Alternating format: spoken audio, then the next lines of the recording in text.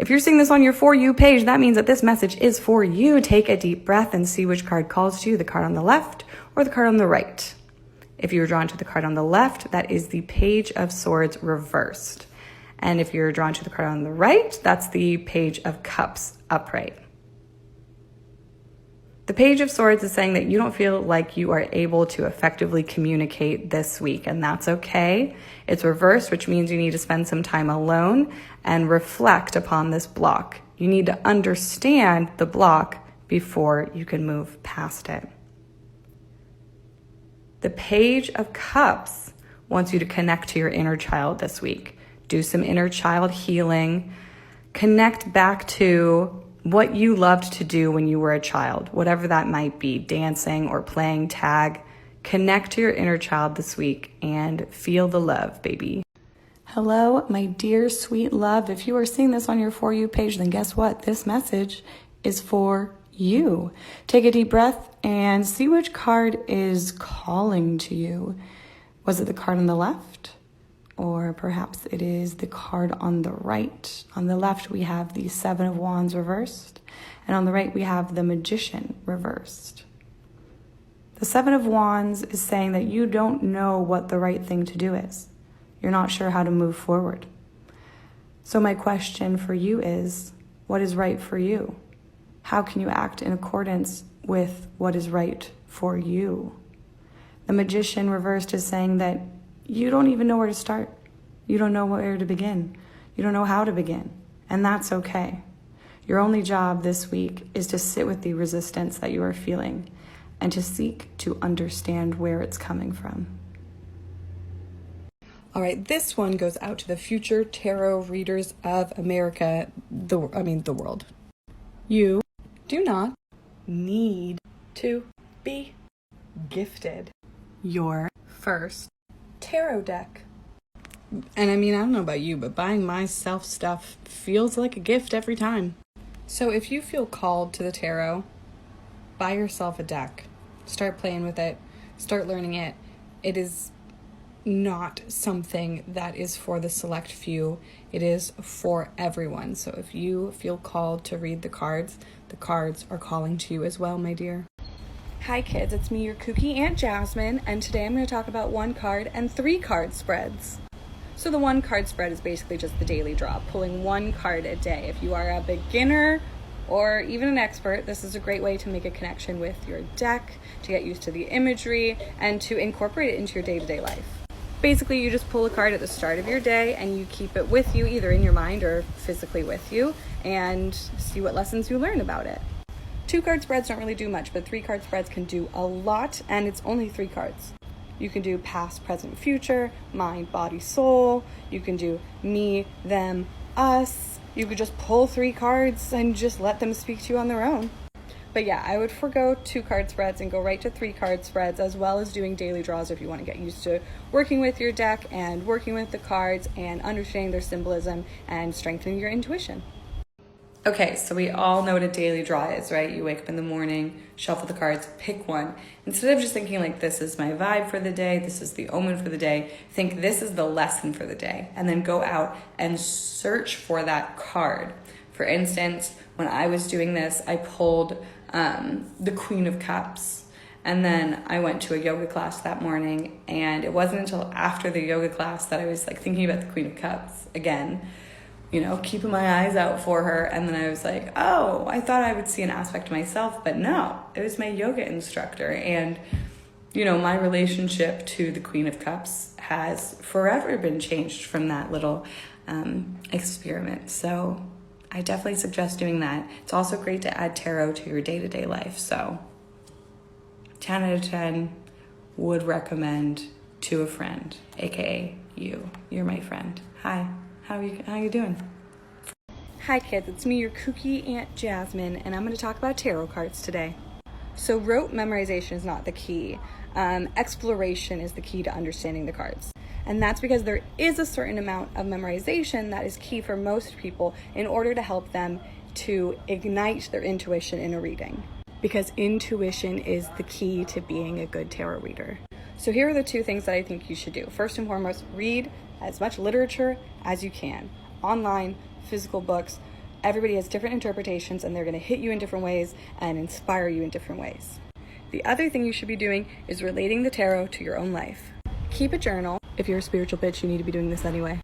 Start with the cards that you do understand and have a good relationship with right now, even if there's only one of them, and write down what moment or time period in your life related to that card. Because that's probably why you have a relationship with the card, because you can relate it to your own life. The more you read, the more you play, the more you know.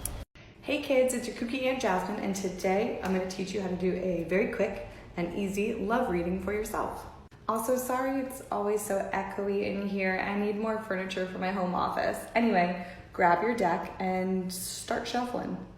Doesn't matter what your relationship status is or what you want it to be, but just stop shuffling when you feel ready. I dropped the Magician, by the way, but that feels good. Okay, then start going through until you find the Lovers. I'm almost at the end, and now I'm wondering, did I already pass them? Oh no, here they are. All right, so here are the Lovers. I'm gonna pull out the card that's in front of them and the card that's behind them. So you don't have to do it exactly like I do, but I like to think of the one behind as the foundation of your love life right now, and the card in front as the action to move forward. Fellow tarot readers, what do you think about the cards I pulled for myself? Two of Cups, Two of Swords. Hi kids, it's me, your kooky Aunt Jasmine, and today we're going to talk about reversals. I'm talking about tarot cards. Does that mean something else to you kids? Also, I just went for a jog and I am sweaty. Okay. So reversals, what's important to remember about them is that they are blocked energy. The energy is blocked. So what does that mean? It's calling you inward, okay? It's calling you inward. Yes, sometimes I get the intuitive hit that a reversed card is speaking about the upright card, but the opposite. That didn't make much sense. Sometimes reversed cards have opposite meanings to their upright cards, but I find that happens a small percentage of the time. Generally what's happening is the energy is blocked, whether it's you and your own fears blocking that energy, or it might be an external force that's blocking that energy. You got to go inward. You got to figure it out.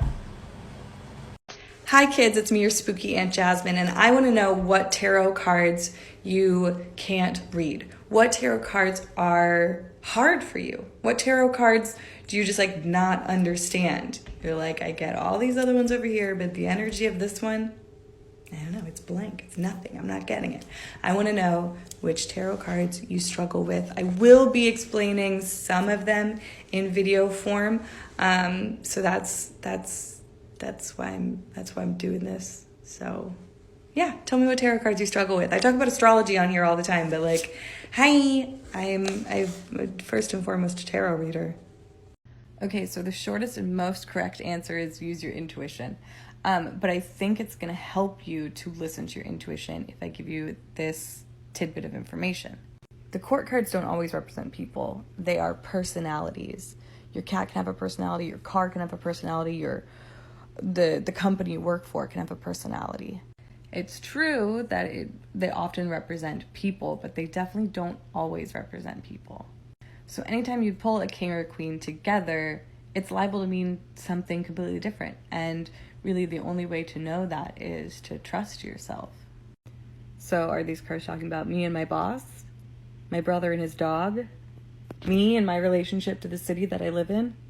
So basically you have to trust yourself, which is all intuition is. Trusting yourself. These are my ladies. This is Jill. This is my lady Amy. Little Susie. Brianna. You know why we call her Brianna, right? No. It's a long story. Shaniqua. Helga. Miss Kitty. Jeannie. I dream of, Teresa. This is Teresa right here. There are some days when I myself think I'm overrated.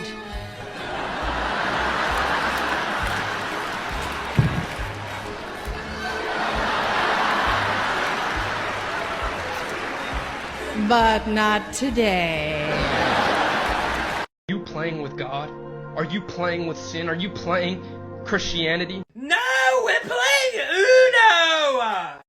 Hi kids, it's me, your kooky Aunt Jasmine, and I'm here back again to talk about tarot.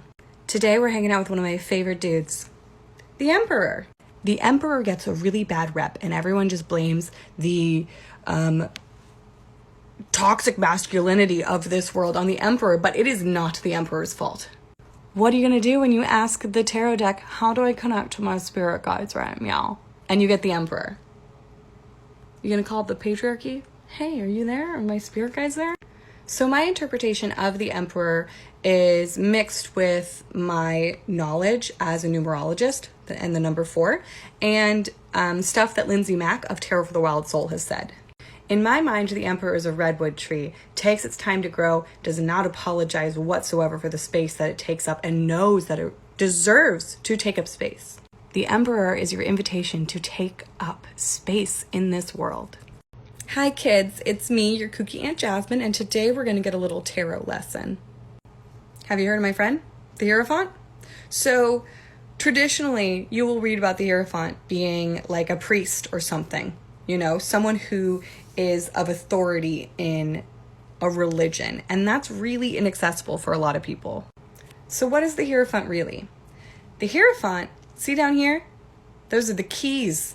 The keys down there to sacred or divine information. So the Hierophant appears to us when we are seeking guidance from someone who has done it before, who has been there, who has walked the path, and wants to teach others how to do it. And the Hierophant doesn't even necessarily need to be religious or spiritual, though often it will present in a religious or spiritual matter. But the important thing to remember is they got the keys to knowledge, and you want to open some doors.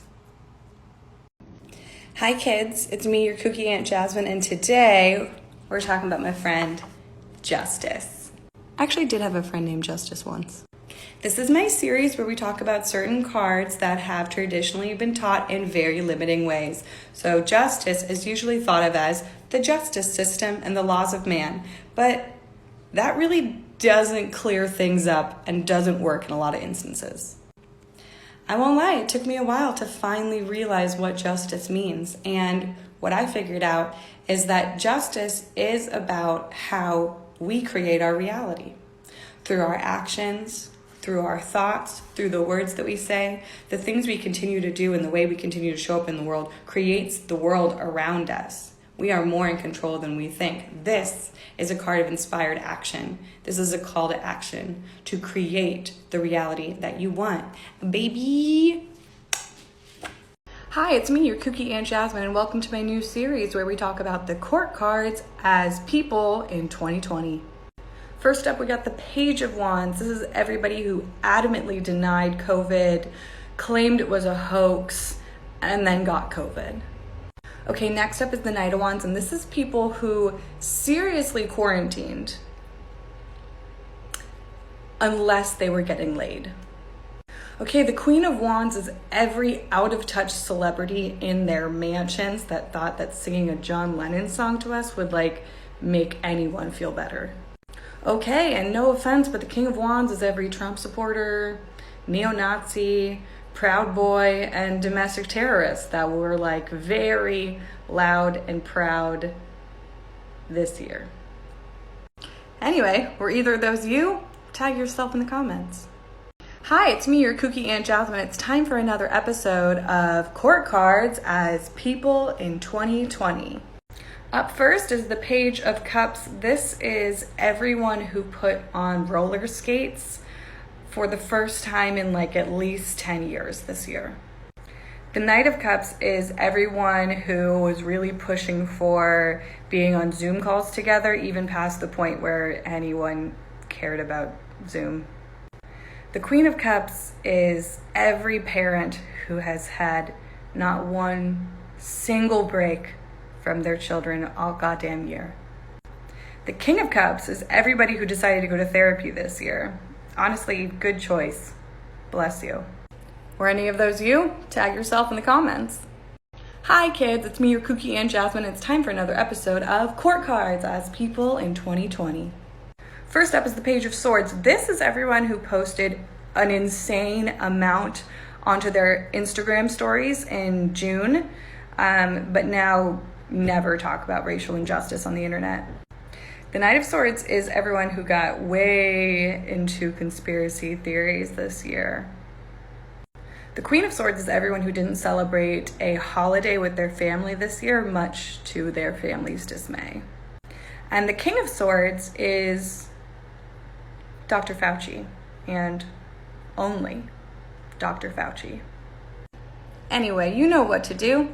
Tag yourself in the comments. Which one were you? Hi kids, it's me, your kooky Aunt Jasmine. It's time for the final installment of the court cards as people in 2020. Okay, the Page of Pentacles is everybody who baked bread for the first time this year or bought their first house plant this year. The Knight of Pentacles is all those motherfuckers who bought up all the toilet paper and all their resources and decided to hoard everything. The Queen of Pentacles is every parent in a TikTok where people in the comments have typed, "There are parents now." And the King of Pentacles is every billionaire who made billions of dollars this year while people were dying and suffering. Anyway, eat the rich and tag yourself in the comments. Which one are you? The answer to that is honestly years. There is so much that goes into reading tarot, and no two people's journey is exactly the same. Using imagery is incredibly important. I know for me personally, understanding the definitions of each of them was also incredibly important. But I could never read just one book and get all the definitions that I needed. I've read probably a dozen books on tarot at this point in time, because you never know what's going to be the right set of words that kind of just taps you into the energy of the card, you know? Some cards we understand immediately, and some it takes years until we truly understand what that card is about. And ultimately, being a good tarot reader comes down to intuition, trusting yourself to be able to see the story and articulate that to the person you're reading for.